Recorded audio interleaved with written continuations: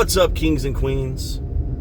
To get started with today's video, I want to start off by saying I believe everyone deserves a second chance. Okay, everybody deserves an opportunity to try to make things right, to correct their actions of the past, to try to change and become a better person. Everybody has that right and should be given that privilege. But what you must remember, kings and queens, is that while you should be given a second chance, or people should be given second chances, you have to also remember the second chance will never be as good as the first chance. Okay, that is what you have to remember, and it should never be as good as the first chance. And the eighth chance damn well won't be as good as the sixth chance or the fifth chance or even the second chance. The reason why I'm saying this to you today is because there are some extremes that we need to deal with in the men's red pill community that I think are creating unhealthy situations in our life. See, as our species is a pack species. Okay, all higher order mammals, specifically higher order apes, like to the family which we belong, and we are still apes today, evolutionary speaking. If you look at the actual categorization of species, all higher order apes and mammals and apes and our groupings in our species and our close similarity of species are pack species. We enjoy being in packs, right? In groups, small, intimate communities. Now, the thing is that this is a human need, a deep human need, right? Now, what's happened recently is that the pendulum has swung from a certain position to a new position, which is, I don't need no women ain't shit, this kind of stuff. This complete dismissal of relationships and women as if it's not important. The fact is, relationships are very important. And if you live your life just a whole string of broken relationship after broken relationship after broken relationship, what ends up happening is you end up lonely and isolated. Okay? And you don't want to do that. That is where you put yourself into a scarcity mindset. That's where you put yourself into a disadvantaged position. It's important to have people around us, but it's equally important to know where those people should fit in your life. Not every woman you're going to deal with is able to be a queen. You have to understand this, fellas. Not every woman that you deal with is going to meet that standard. In fact, 99% of the women that you deal with and interact with are not going to qualify as queen in your life. Now, this could be because they've done something against you. They could have made a mistake in the past. They could have had certain experiences that have basically ruined them for a queenship. They could have attitudes. They could have all these different things that come along. It can be anything for anybody depending on what you want. And this brings up a good point. Guys, you need to have job descriptions for the people in your life. Everyone should have a job description. Where does this person fit in your life? How do they fit into the development of your kingdom and your mission and purpose in life? The old saying is, if you ain't pimping, you're simping. So what you want to do is you don't want to be sitting around letting people take your time, energy, resources, money, attention without contributing at least as much as you're giving out, if not more. Everything that in your life should benefit you and your mission and your purpose. And in order to maximize this in your life, what you must do is you must understand that not everyone's going to be in the same role or same position. In fact, everybody has to be in different positions. And you have to know the positions and know how this person fits in. Now, in the red pill community, there's this idea that you can just toss women to and fro, to the side, remove them from your life, eject them, and it's not going to affect you. Guys, this is not the truth. Ejecting anyone from your life, a hard eject, is going to affect your life. It's going to affect your psyche. It must. We are a social species. We are not built, biologically and evolutionary speaking, we're not built to wander the woods by ourselves. This is what happens to alpha males of pack species when they have reached a position where they must be ejected from the clan. They end up just going wandering off by themselves into the woods alone and isolated, and this is where they go to die. And I know that may seem extreme, but this idea that animals go off to die is actually a pretty interesting concept, because this actually, it does occur. Animals, when they know they're going to expire, they're going to pass away, or maybe they're no longer part of this tribal community, they essentially go off to die alone. Okay. And this reminds me of a story. A friend of mine, his grandfather was at the end of his life. He was sick. He was not feeling well. He was going through some medical issues, and it got to the point where it was just like wearing him down so much. I remember talking to my friend, and he said, "Look," his grandfather talked to him and said, "Look, I lived a full life. I'm ready to die. Okay, I'm ready to go from this world." And I remember hearing that, thinking to myself, wow, that's very interesting. How could somebody ever get to the point where they're just ready to go? But this is what happens, and this is part of being a pack species. And you have to understand, when you isolate yourself and you leave the pack, and you give up your position in life, and you give up your position on what you want to do, this is where it goes hand in hand with your body, as your body is shutting down, right? You're giving up. And this creates psychological damage, which leads to physical anxieties, and it leads to all types of other things like this.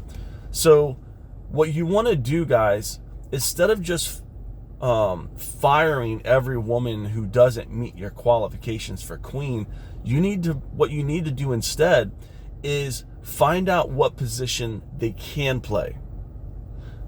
Guys, every kingdom needs field workers. Okay? Every kingdom needs people to run the mercantile district, or to run shops. Every kingdom needs people to do construction or build things or planning, right? Every kingdom needs these different things. And every position is incredibly valuable in the kingdom. Now, just because somebody is out working the fields, that doesn't make them less important. This is where it's a perverted blue chip mindset. It's a very short-sighted blue chip mindset, where people just tend to dismiss all these other positions as if they're not valuable, and they want to treat, there's a couple different ways you can rule your kingdom. You can rule your kingdom through fear and intimidation, or you can rule your kingdom through love and kindness and understanding, right? And build a sense of camaraderie amongst everyone in the kingdom. No person is, and that's the way I subscribe. I don't believe any person is more important than any other person in the kingdom. All roles are needed to fulfill the kingdom, and all roles deserve a certain level of respect for the amount of work, for what's being done, right? In other words, every person in the kingdom should have a living wage. Every person in the kingdom should have basic things, right, that afford in their life. They shouldn't be necessarily mistreated just because they're field workers, okay? But the thing is in your kingdom, guys, you need field workers sometimes. You need women in the street, women of the streets. You need people to work your shops. And the thing is when a woman that you're dealing with does not meet an expectation that you have, or anybody in your life, instead of just simply firing them, take note of their performance. Take note of what they were good at, what they weren't good at, how you could trust them, their level of trust. And then what you need to do is begin to demote them into different positions. Now, demoting can be kind of difficult, guys. It really can.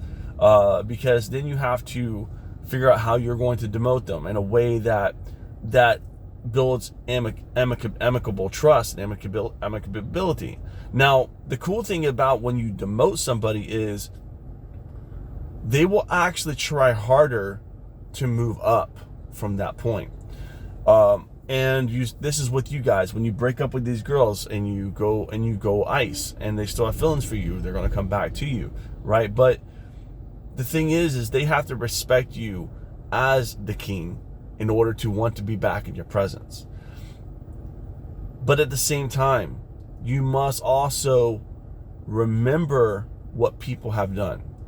If somebody does you dirty, or somebody mistreats you or mishandles the blessings you've given them, the opportunities you've given them, that doesn't mean they're necessarily a bad person. And it doesn't mean that you have to eject them from your life. They could be a very valuable asset as a pawn or a rook or even a bishop, right?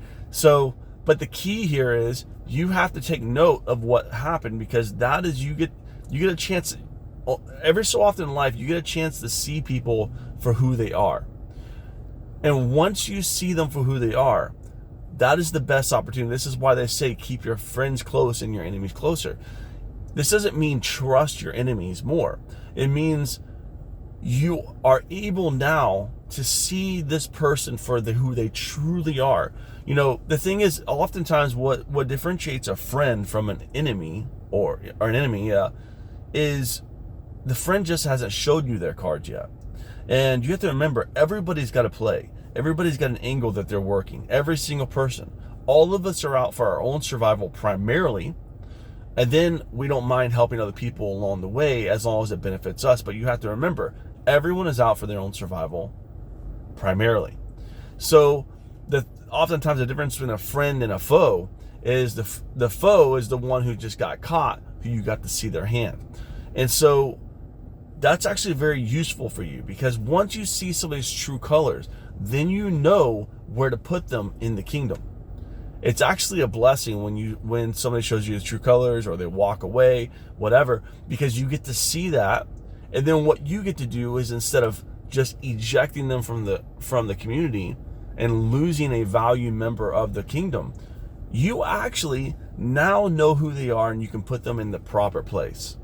Okay, so you can downgrade somebody from queen to, you can downgrade them to one of the maids, right? Or one of the maidens. You can downgrade them to the concubine pool, or you can downgrade them to somebody who works in the shops in the city, or maybe, like I said, every town needs field workers. Every kingdom needs people to fix the plumbing, or fix different things, or do different aspects in life. Maybe run the concubine pool, right? This is kingdom development 101. You have to understand where to put different people. And what this will do, guys, is if you will embrace this as a philosophy, instead of this idea of just ejecting people and treating people like shit, instead of doing that, embrace the weirdness of people. Understand nobody's perfect. Nobody is going to be perfect for you. Nobody's going to do all the things perfect. But what you want to do is take note of what happens, and then take that opportunity to put people in their proper position. If you will do this, this is way better than the alternative, because the alternative leaves you isolated and alone. What you want to do instead is surround yourself with people who are in positions that you can trust they're going to fulfill those positions. You don't have to worry about, is this person going to clean up that hallway, or is this person going to build that fence, or whatever it is. I'm using analogies here as part of this conversation, but I'm saying you don't have to worry about if this chick's going to flake on you and do this. If you need her to help you with this, you don't have to worry about because you already know what her skill sets are. You know where she needs to be at in the kingdom. And so what you want to do is put those people in those places, and what you end up with then is a true kingdom. There's a saying that says, if you think you're a leader, turn around. If people are behind you, you're a leader. If nobody's behind you, you're just taking a walk. So the difference, guys, in this is tremendous. Do you want to live a life of a series of broken relationships, one after another, where it's just fractured? You have nobody to count on when you are in a crisis. You have nobody to help you develop your kingdom. You're trying to build your kingdom all by yourself. Or do you want to have a team of people who are around you, who have love and affection for you, who care for you, and who care for each other and want to help build the community? This is the best place to be at. So avoid these guys who are here trying to tell you just to treat women like trash, and they toss them to the side like they're just garbage just because they flake on you one time or they do something wrong. Ignore all that. That's all noise from weak, insecure men who don't understand the broader picture, right? And they are heading down a path that's not a healthy path. It's a path that all mammals eventually, here's the deal, guys. Eventually, all of us are going to hit the wall. Yes, women hit their wall in the early 20s or early to mid 20s. They start hitting that wall pretty hard, okay? And that wall comes at them like a locomotive. And now for us guys, obviously the same thing will happen, but it's not going to happen for most guys until their 60s or 70s. And guys can still be laying it down and building a roster into their 60s and 70s very, very easily. So, you know, the thing is the wall will eventually come for each of us, right? Now, when that wall comes, do you want to have a support system that's already built out so that you're good? You know, think of it as a retirement plan too, at the very least. If you don't do these things just strictly because you care for people and you want to help people have a happy life and make the world a better place, do it for yourself, your future self. Do you want to be surrounded by enemies, or do you want to be surrounded by friends? And trust me, you want to be surrounded by friends. You don't want to be in the position of the once great Lion King that is cast out of his community because the next rival male steps in. And believe me, guys, the next rival male is always waiting to step in. You're not going to be the best. You're not going to be the strongest, the fastest, the smartest. There's going to be people in the world, millions of people who are better than you at everything you do. And eventually, those people will rise to power and take your throne. But the thing is you want to be in a position, knowing that day is going to come. This is not a question. And this is what gets those people, this was thrown so many great leaders. It screwed so many great leaders, because so many great leaders, one of their biggest flaws because they are so successful at leading and so successful at dominating situations, some of their greatest failures in life is that they forget that life is finite, that there is always going to come an end. And what you need to be doing in your life is working the end from the beginning. So you need to already have this idea. Realize, guys, you're going to be dethroned, okay, in the kingdom. But that doesn't mean you won't be able to retire with your small group with your small family, your few wives, and a very full and happy retirement, right? You can get that if you handle your cards right. But if all you're doing in life is making enemies, you're isolating yourself, you're casting people to the side because they don't make all the most perfect decisions, because they don't do exactly what you say, you're going to find yourself isolated. And as time goes on, you will be that once great Lion King that is cast out from his pride and cast into the woods to go be killed by the hyenas. And you don't want to be that king, that ex-king, okay? You want to be building relationships, building quality relationships. You want to be putting people in positions of power, in the positions that they deserve and that they are entitled to. And you want to treat everybody fair and equitably. So stop treating these women like trash. They're not trash. They're human beings. They've got their own weaknesses and flaws just like we do. They are not perfect just like we're not perfect. But what we do is we embrace the weirdness. We allow people to fit into our kingdom where they need to fit in at for the different times that we need them to fit in for. This has been Of Kings and Queens. Hope you like this video. Please like, share, and subscribe. I'll holler at you later.